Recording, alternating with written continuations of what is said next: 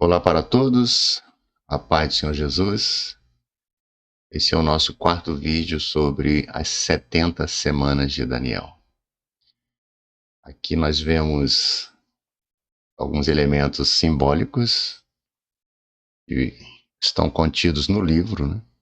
O sonho da estátua que teve Nabucodonosor, a cabeça de ouro, peitos e braços de prata, ventre e coxa de cobre, perna de ferro, pés, parte barro, parte ferro.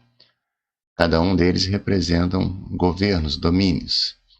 A cabeça de ouro, aqui representa a Babilônia, nesse leão alado, Nabucodonosor.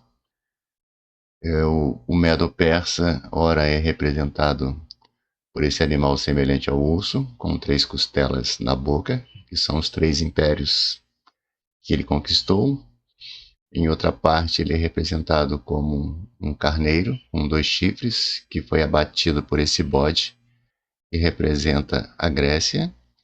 Esse animal semelhante ao leopardo, com 4 cabeças e 4 asas, representa os 4 generais de Alexandre o Grande, que deram continuidade, né, ao seu domínio. E esse animal terrível, com 10 chifres, unhas e dentes de ferro, né, ele representa o Império Romano, que aqui na perna da estátua também é ferro. E nós já podemos dizer que estamos vivendo esse último momento aqui, que são os pés da estátua, quando uma pedra cortada sem mão, que representa Cristo, virá, se chocará contra eles e vai esmiuçar toda a estátua. Então nós já estamos nas 62 semanas, né? O texto diz assim, em Daniel capítulo 9, verso 26. E depois das 62 semanas, será cortado o Messias, mas não para si mesmo. E o povo do príncipe que há de vir destruirá a cidade e o santuário, e o seu fim será como uma inundação. E até o fim haverá guerra, e estão determinadas assolações. Então, de uma forma aqui mais didática, nós dividimos este verso em 5 partes, né? E nós vamos ver aqui parte a parte. Vamos para a primeira parte, então. Será cortado o Messias. Pela profecia, né, o Messias ele viria nas 62 semanas. E ele veio, podemos ver no vídeo anterior.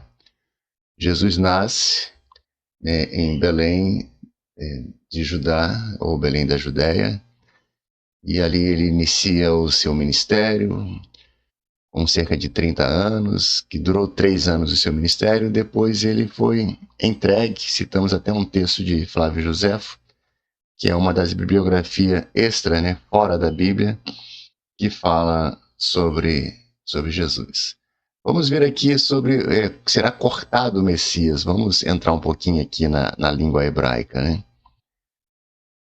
Aqui no texto aparece, né, Ikaret, que vem do verbo karat. O verbo karat, ele tem significados. Cortar, por isso o verso diz, né, será cortado o Messias, né? Cortar fora, derrubar, cortar uma parte do corpo, arrancar, eliminar, é também sinônimo que significa também matar ou fazer aliança. E Cristo ele fez na sua morte uma aliança entre nós, né? Ele estava ali ratificando, realizando uma aliança com Deus para nos salvar, né? Então aqui os troncos verbais, né, são 5, né? Kaal, Nifal, Pual, Ifil e Rofal. Eles trazem também algumas variações do verbo karat. Aqui são semelhantes, né? Cortar fora, cortar uma parte do corpo, derrubar, talhar, entrar em ou fazer uma aliança. Quando Cristo foi cortado, quando ele foi morto na cruz, ali estava sendo confirmada a aliança, né?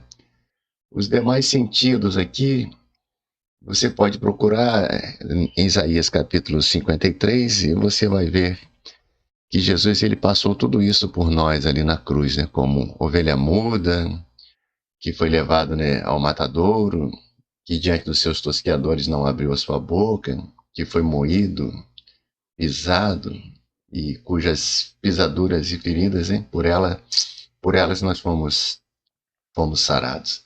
Então será cortado o Messias, ou seja, depois das 62 semanas, o Messias, o nosso Messias, ele foi morto na cruz, mas ao terceiro dia ele ressuscitou, foi aos céus, derramou do seu Espírito Santo e está preparando um povo, uma igreja, para ser arrebatado, para estar com ele na eternidade. Então, parte 2, o povo do príncipe. Aqui nós vemos uma representação aqui que foi retirada do arco de Tito, esse que está aqui à direita, na época ainda General Tito. Esse arco ele se encontra lá no Fórum Romano, em Roma, capital da Itália, que fica ao lado do Coliseu, né, do anfiteatro Coliseu. Então aqui ele fala, Daniel ele fala num verso aqui só inúmeras profecias, né? Então o povo fala dos romanos que viriam e o príncipe, porque o pai dele, né, que era, né, o imperador, né, ele era príncipe então, né? Então no ano 70, depois de sitiarem, né, Jerusalém, a partir do ano 66 em diante, né, se levantam guerras, porque estão determinadas guerras e assolações.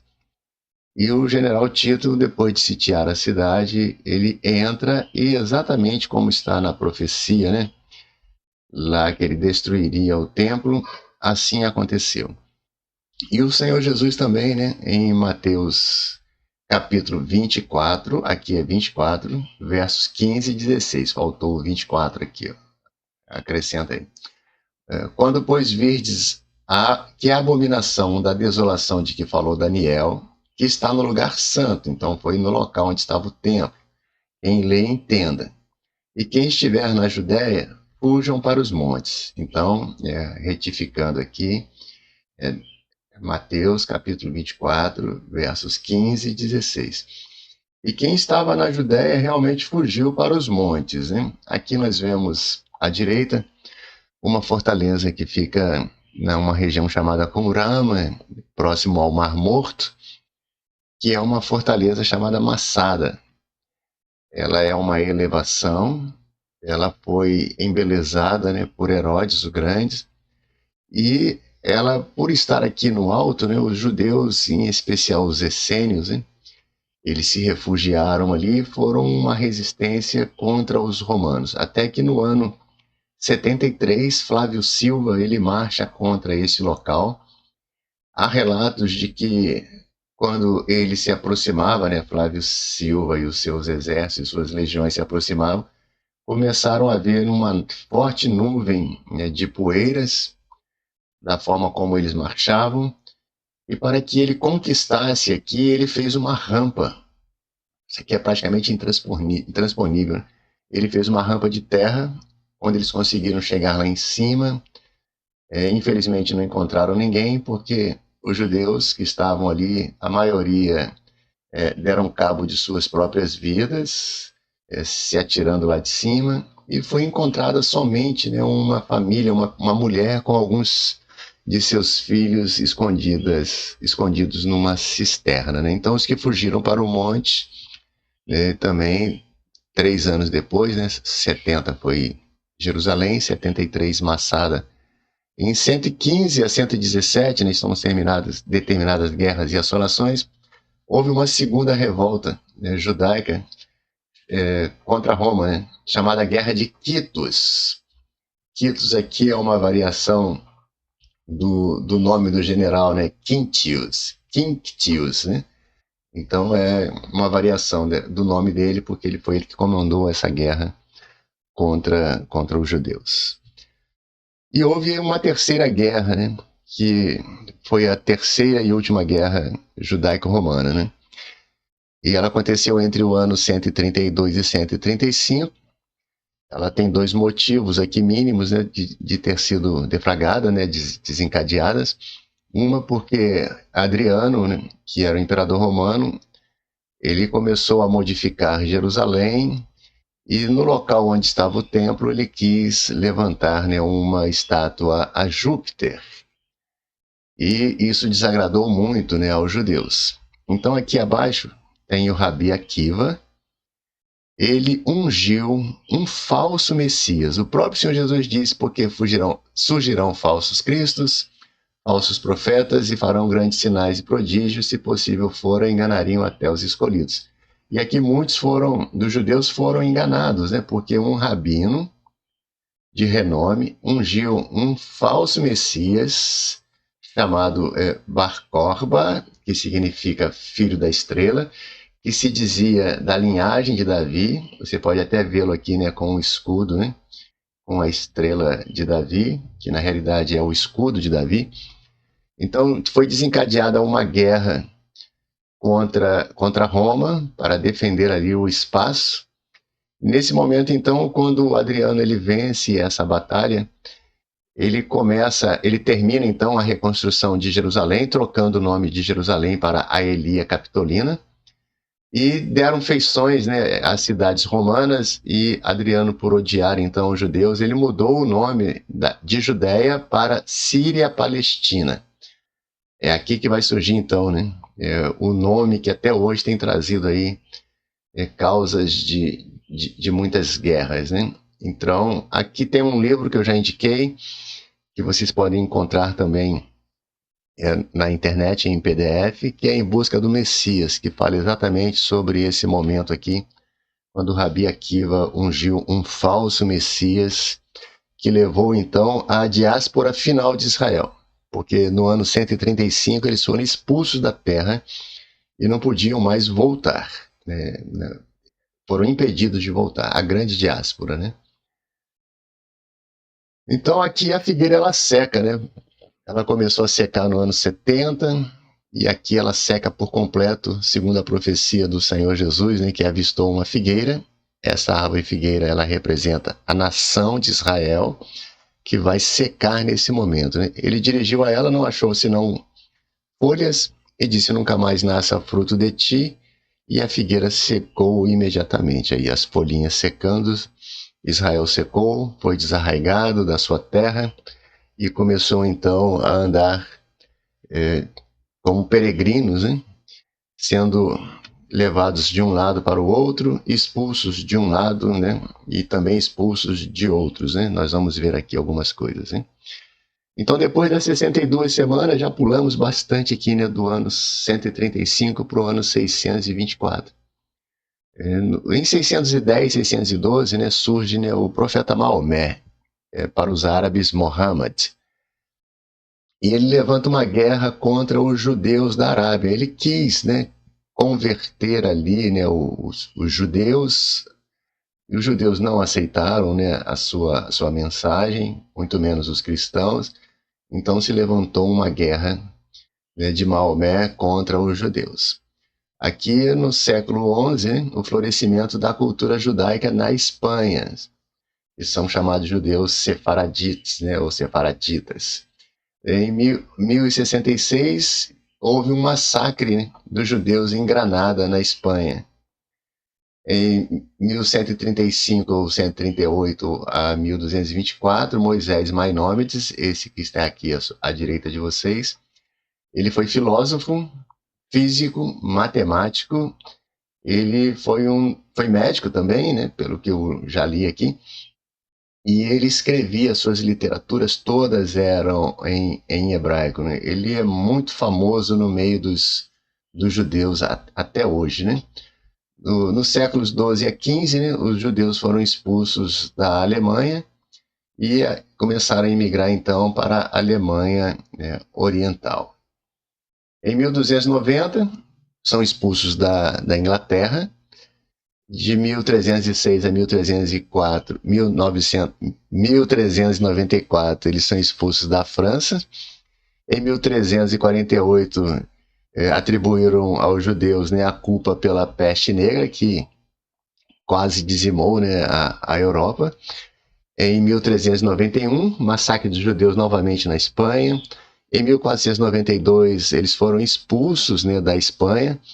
Hoje a Espanha abriu aí uma lista para retorno, né, e para conceder cidadania espanhola alguns sobrenomes dos judeus que foram expulsos desta região aí, né? Em 1498, 2 anos antes do Brasil aí ser descoberto, né, os judeus são expulsos de Portugal. Eles eram expulsos simplesmente por serem judeus, por não aceitarem, né, a conversão ao cristianismo. Muitos aceitaram e foram chamados de cristãos novos. Foi quando muitos deles mudaram, né, os seus nomes para nome de árvores, né, plantas e profissões, né? Em 1066, massacres mais uma vez, né, dos judeus em Granada. Em 1506, massacre dos cristãos novos em Portugal, então não adiantou se converter, né? Porque muitos eram cristãos, entre aspas, né, do lado de fora, mas dentro das suas casas eles continuam, né, realizando, né, os cultos e preservando, né, a cultura judaica. Em 1517 tem início a Reforma Protestante, e vai ter aqui, né, um caso entre Lutero e os judeus, né? Lutero ele tentou ajuda financeira, né, de judeus, que foi negado, e ele então se revoltou contra ao ponto de escrever este livro que está à esquerda de vocês aí, cujo título em português é Sobre os Judeus e Suas Mentiras. Este livro, inclusive, ele foi adotado por Hitler, Himmel também, né, que deram base ali para a perseguição e extorsão também dos judeus durante, né, a Segunda Grande Guerra, né? Infelizmente, né, o herói da Reforma Protestante também era um herói para Hitler e seus colaboradores, né? Então, 1534, Inácio de Loyola cria a Ordem dos Jesuítas, que era um catecismo, né, católico por todo o mundo, aqui na América do Sul também, mas também perseguiam os judeus. Em 1553, a queima do Talmud na Itália. Talmud é um dos livros reconhecidos, né, pelos judeus como livros de ensinos. Tem o Talmud, a Mishnah, são vários os livros, né? Em 1554, a igreja censura os livros judaicos. Em 1555, o Papa Paulo IV, ele confina os judeus ao gueto, que só foram abolidos em 1870, veja só. Em 1590, os marranos chegam em Amsterdã. Marranos eram os judeus espanhóis, né? Marranos era uma palavra muito ofensiva, era como se hoje você chamasse uma pessoa de porco, né, ou de suíno, alguma coisa assim muito, muito grave. Em 1614, expulsão temporária dos judeus de Frankfurt, na Alemanha. Em 1670, eles são expulsos de Viena, na Áustria. Em 1750, eles são banidos de Praga, a antiga Tchecoslováquia. Em 1879 a 1881, há um novo movimento antissemita na Alemanha, né? Sem, aqui do nome semita, né? Sem está relacionado, né, aos filhos de Noé. Noé teve um filho chamado Sem, que deu origem aos povos semitas, dos quais os judeus fazem parte, né? Então, um novo movimento semita na Alemanha. Em 1881 a 1882, pogroms na Rússia. Pogrom, aqui está aqui a definição, né? Ato em massa de violência espontânea ou premeditada contra judeus. Em 1891, são expulsos da Rússia. Em 1881, a primeira aliá. Aliá é uma palavra judaica que significa subir, mas subir especificamente de qualquer lugar onde você está para a terra de Israel. Então, houve a primeira aliá, os judeus estavam sendo expulsos, então eles subiram, fizeram a sua aliá para Israel. Em 1880 a 1890, eles fizeram, então, um assentamento de judeus na Palestina. Eu não gosto muito de Palestina, não, porque foi o nome dado por Adriano, depois da Revolução, da Terceira Guerra Judaica, né, em 135, e por ódio dos judeus, ele botou o nome da terra, Síria-Palestina. Em 1894, um francês judeu, Alfred Dreyfus, Ele foi acusado, né, de espionagem em favor dos alemães e ele foi preso, julgado, mesmo não encontrando provas, ele foi condenado, ele foi exilado em ilhas, né? E alguém perguntou, né, por quê, né? E alguém respondeu, né, porque ele é judeu, né? É assim, né? E diz que nesta época, né, aqui está à direita também, né, Theodor Herzl, que é considerado o pai do judaísmo, quando ele ouviu sobre este caso do judeu Alfred Dreyfus, ele começou então, né, a trabalhar, né, em favor do sionismo. Sionismo é retorno a Sião, ou subir, fazer as suas aliás, né, subir para Sião com o propósito de estabelecer ali um país judeu, uma nação judaica. Em 1898, primeiro encontro sionista. Em 1903, sexto Congresso Sionista e a controvérsia de Uganda, porque estavam com tantas dificuldades de voltar especificamente, diretamente para a terra de Israel, onde eles têm a Bíblia como a escritura da terra. Alguns ofereceram um pedaço de terra em outro lugar, inclusive na África, nessa região de Uganda. Em 1904 a 1914 teve a segunda Aliá. Em 1911 a 1913, houve um caso chamado de libelo de sangue, quando os judeus foram acusados, né, de matar crianças cristãs e beber o sangue delas em sacrifícios, né? Então isso aí desencadeou algumas perseguições também. Em 1917, o exército inglês ocupa a Palestina. Em 2/11, né, de 1917, é assinada uma declaração chamada de Balfour, que vai beneficiar já o retorno também, né, dos judeus para a Terra Prometida, até porque muitos dos ricos ingleses eram judeus. Em 1918 a 1920, mais um pogroms, né, mais uma perseguição aos judeus, agora na Ucrânia, Bielorrússia, Iugoslávia, Polônia. Os judeus estavam ficando sem lugar. Todos os lugares que eles estavam era perseguição, eram provas, prisões. 1922, a Liga das Nações, ainda não era a ONU, era a Liga das Nações, ela dá aprovação ao Lar Nacional Judaico. Em 1935, aqui no Brasil, o governo brasileiro começou a negar vistos a judeus. Durante a Segunda Guerra também negava vistos a judeus, a africanos também, eram negados vistos aqui no Brasil. Inclusive, há uma passagem que um navio com refugiados judeus da Segunda Guerra foi proibido, né, de atracar aqui no Brasil e foi devolvido para morrerem na Europa, né? Então, aqui voltando, né, a Theodor Herzl, que é considerado o pai do sionismo, né? O pai do sionismo moderno, também consta que ele começou a ensinar, né, o seu filho desde pequeno, né, o hebraico, a falar em hebraico, a escrever em hebraico, e também consta que ele foi o criador do hebraico da escrita cursiva, né? Então, depois da acusação lá do caso, né, do judeu Alfred Dreyfus, ele começa então a desenvolver um plano chamado Der Judestaat, que é o Estado judeu. E para mim, ele faz praticamente uma profecia, né? Ele diz: se não forem 5 anos, certamente em 50, os judeus terão seu próprio lar. Isso foi em 1897.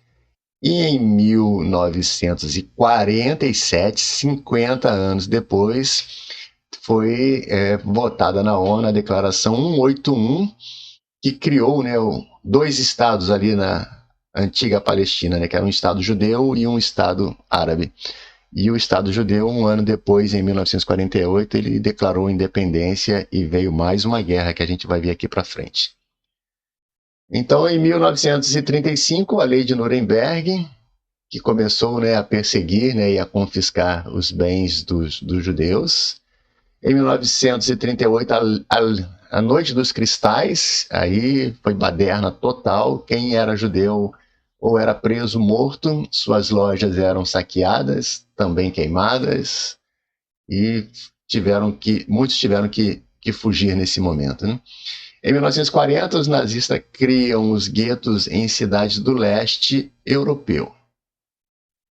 Eu estive em 1988 em Varsóvia, e ali é um local muito triste, perto do gueto ali, né? Que em 1943 houve a revolta do gueto de Varsóvia. Tava assim meio chuvoso, nublado, então dá assim um ar assim de tristeza. É, é muito ruim, né? E olha que não tinha nada. Eu imagino naquela época, né, onde pessoas estavam sendo confinadas e deixadas à própria sorte para morrer, né? Então, aqui em 1941-42, a Einstein-Gruppen, que é um grupo de nazistas, né, eles começam a perseguir e matam de 1 a 2 milhões de judeus na Rússia. Aqui os campos de concentração: Helmo, Auschwitz, Belzec, Solibor, Majdanek, Treblinka, onde 6 milhões de judeus, no mínimo, né, foram mortos. Em 1943, a revolta do gueto. Em 1944, né, o gazeamento, né, a morte de judeus nas câmaras de gás. E é detido no último campo de concentração em Auschwitz, né, um ano antes do final da guerra, né? Em 1947, já falei aqui, né, houve a votação da Resolução 81 da ONU, presidida por Oswaldo Aranha. Procure no próprio site da ONU a Resolução 181. Você vai encontrar lá os países que votaram contra, os que votaram a favor, os que se abstiveram. E você vai poder ver que não houve voto de Minerva, não houve empate, Oswaldo Aranha deu o voto de Minerva, isso não existe, tá? É só você ler o documento oficial da ONU. Em 14 de maio de 1948 foi declarada, né, a independência do Midnat, que é Estado de Israel, né, e a figueira brotou. E aqui estava a profecia do Senhor, né? Quando a figueira brotasse, estaria próximo o verão. Então, em 1948, a figueira brota, Israel volta a ser nação e Jesus está às portas. Em 1949, houve um cessar de fogo entre árabes e judeus, a Guerra da Independência. Porque quando eles declararam aqui a independência, né, os países no entorno ali de Israel, eles se levantaram, e eles eram bem mais numerosos, e os judeus com pouquíssimas armas conseguiram vencer, né, essa batalha. Em 1956, outubro, novembro, houve uma campanha para o sul de Israel, campanha do Sinai. 1967, a Guerra dos 6 Dias e a tomada de Jerusalém Oriental pelos israelenses, né? Isso aí é uma história muito bonita também. Aqui voltando, né, à Segunda Grande Guerra, né, 1942 a 1944, aqui são fotos de alguns campos de concentração, né, que chegavam em grandes quantidades de trem, eram recebidos, né, pela placa aqui dizendo que o trabalho liberta, mas eram mortos nos fornos, mortos, queimados, né, a tiro, eram várias formas que eles eram mortos, né. Existem vários filmes, né, Hollywood, né, até por ter muitos diretores, né, judeus, né, Steven Spielberg e outros, né, tem muitos filmes que relatam e retratam essas atrocidades que foram feitas, porque eles não querem que esqueçam aquilo que os negativistas dizem nunca ter acontecido. Aconteceu sim, eu também estive lá nos locais, visitei algumas partes e realmente aconteceu. Então a figueira brota, né? Algumas profecias sobre o nascimento de Israel. Quem aqui, Isaías, né, 66:8, quem jamais ouviu tal coisa? Quem viu coisa semelhante? Poder-se-ia fazer nascer uma terra num só dia? Nasceria uma nação de uma só vez? Mas Sião esteve de parto e já deu à luz aos seus filhos. Então Sião esteve de parto, que foram as dores que eles sofreram desde a expulsão, e em especial, né, ali o Holocausto na Segunda Grande Guerra. E quando em 1947 na ONU foi votada, né, a Resolução 81, nasceu uma nação de uma só vez. E quem já ouviu falar sobre coisas semelhantes, né? Nasceu, né? Israel nasceu. Outra profecia: quem são estes que vêm voando como nuvens e como pombas às janelas? Certamente as ilhas me aguardarão, e primeiro os navios de Tarsis para trazer os seus filhos de longe. Então aqui do lado você vai ver aqui a figura de um navio, né? Está escrito Jewish State, que é o Estado judeu. Isso aqui foi no final da Segunda Grande Guerra, quando os judeus começaram a voltar de navios para a sua terra. Alguns voltaram de avião também, né? Como nuvens, né? Como pombas, né? Nas janelas, né? Eles voltaram, né? E eles trariam, né, de longe os seus tesouros, né, a prata, o seu ouro, para o nome do Senhor teu Deus. E os judeus, de onde eles vieram, eles trouxeram não somente a riqueza física, né, mas hoje você pode olhar, né, a relação dos vencedores ou dos ganhadores de prêmios nobres, vocês vão ver que a maioria ali tem um grande número de judeus, então eles trouxeram, né, toda esta glória, né? É só você assistir hoje a guerra e ver, né, como Israel se comporta defendendo, né, acerca dos mísseis que são lançados contra. Você vê que a tecnologia ela é fantástica, né? E há de ser que naquele dia o Senhor tornará a pôr a sua mão para adquirir outra vez os remanescentes do seu povo, que for deixado da Assíria, do Egito, de Patros, da Etiópia, de Elã, de Siná, de Ramate, das ilhas do mar. Tem algumas passagens históricas boas sobre os judeus que são etíopes, né, são chamados falachás, que eles voltaram, né, para Israel em 3 operações, hein? Isso aí é um outro assunto, né? Mas é muito bonito que também está dentro da profecia, né? Judeus etíopes que hoje estão em Israel. Aqui vemos a declaração da independência de Israel, que foi em maio de 1948. Vemos aqui Davi Ben-Gurion lendo a declaração da criação de Estado, cumprindo a profecia desse que está aqui acima, né? Que foi Theodor Herzl, que diz que em 5 ou 50, então em 50 anos estava ali, depois cumprindo, né, essa profecia, hein? E aqui a primeira-ministra de Israel, né, Golda Meir, que foi uma personagem muito importante na história de Israel e na defesa de Israel também, nas guerras que Israel enfrentou. Então Jerusalém, né, a palavra diz que acontecerá, né, que naquele dia que farei Jerusalém uma pedra pesada para todos os povos, né? Então todos os povos, tudo hoje que acontece em qualquer lugar, se acontecer em Jerusalém, parece que eles dão 10 vezes mais ênfase, né?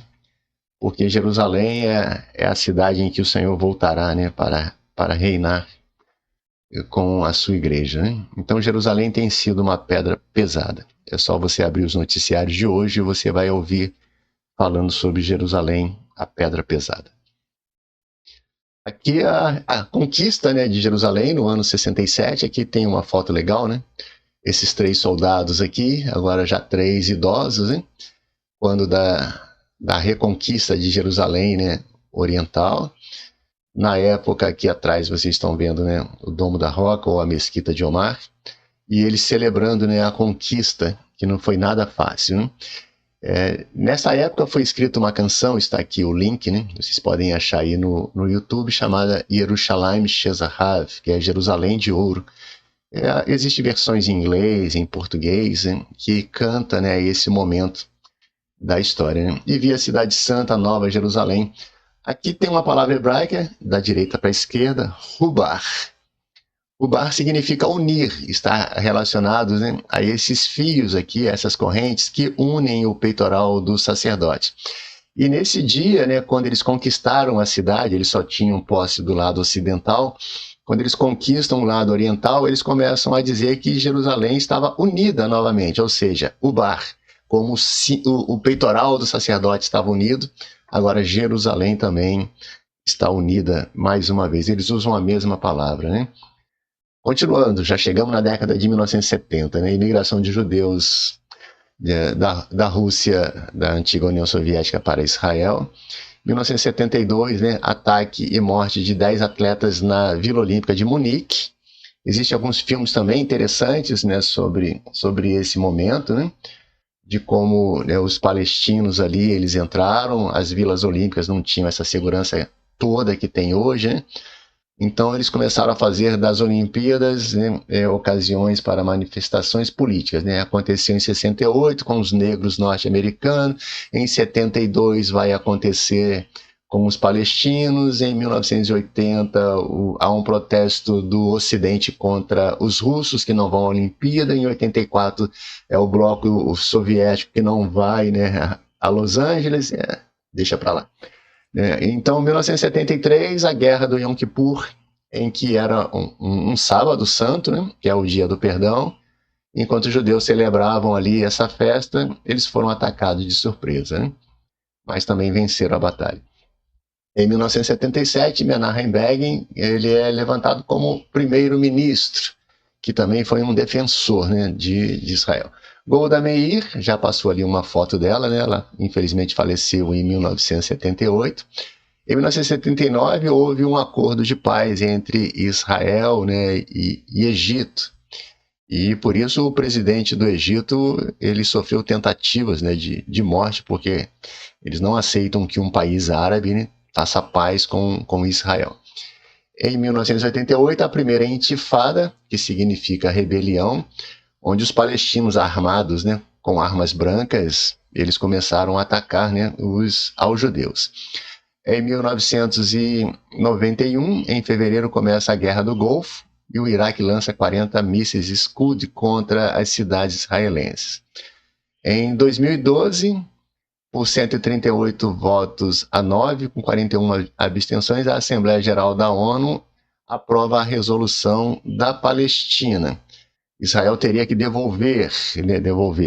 teria que ceder terras, né, para que fosse feita ali a faixa de Gaza e a parte ali de cima da Cisjordânia.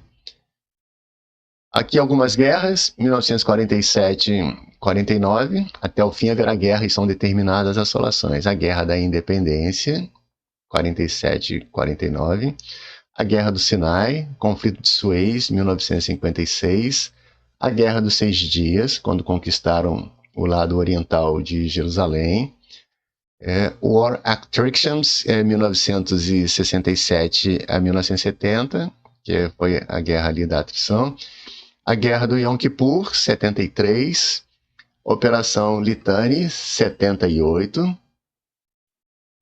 Na Guerra do Yom Kippur aconteceu um fato aqui, que Israel estava numa pressão tão grande que eles tinham um código que era chamado Operação Sanção. E se eles fossem agravados de uma forma tal ao ponto de serem derrotados, Israel tem armas atômicas, né? Eles lançariam, né, uma bomba onde seriam exterminados juntamente com seus opressores. Exatamente como Sansão fez no templo de Dagon, né? Ele perguntou onde estavam as pilastras que eram a base do templo, pediu que o Senhor desse forças a ele, né? E disse, morra eu com os meus inimigos, né? Então era o que iria acontecer. Aqui tem Golda Meir, aqui está o Moshe Dayan, né, com essa aqui abaixo de novo, aqui, né, foi um herói dessa guerra. E aqui o Anwar Sadat, que era o presidente do Egito, e o Henry Kissinger, que era norte-americano, né, não sei se ainda vive, e eles praticamente selaram a paz, e por isso Anwar Sadat ele sofreu alguns atentados, né. Primeira Guerra do Líbano, 1982 a 1985. Israel está de novo no sul do Líbano, né? Porque agora existem lá outras milícias, né, terroristas que estão atacando. Aqui a campanha da zona de segurança, no ano de 1985 a 2000. A primeira intifada, já falamos, né, quando os palestinos se levantavam, atiravam pedras, facas e coisas semelhantes. A segunda intifada, dizem que eles só começavam a tirar pedras quando chegavam os repórteres internacionais, né? Ó, chegou a imprensa, pode jogar pedra. A Segunda Guerra do Líbano, 2006. A Operação Chumbo Fundido, 2008-2009. Aqui é um filme que eu assisti, acho que foi na Netflix, chamado Our Boys. Ele é baseado em um fato real que desencadeou, né, uma guerra em Gaza em 2014. Aqui são personagens do filme, tá? Aqui são os garotos judeus que mataram um palestino, e isso gerou ali uma guerra. É interessante assistir o filme, é bastante interessante para quem gosta de cultura, né? E agora, já estamos terminando, aí 7 de outubro de 2023, né? Havia ali uma festa rave próximo à fronteira de Gaza. Alguns terroristas invadiram o território, né, israelense, mataram, sequestraram e mantêm ainda sequestrados, né, reféns, alguns judeus, né? Aqui você vê, né, eles vestidinhos, né, escondendo seus rostos, sequestrando duas senhorinhas, né, que é difícil, né?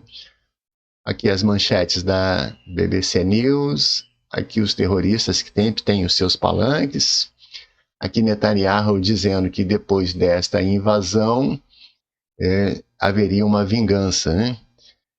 Eu vejo muito assim, né? Invadiu a minha casa, independente de quem seja, vai ter uma resposta.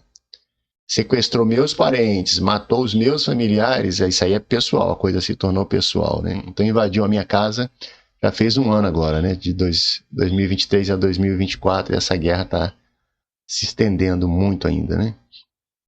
Então, depois das 62 semanas, estamos terminando, vamos deixar para a próxima, né? Ele firmará um concerto comum, com muitos.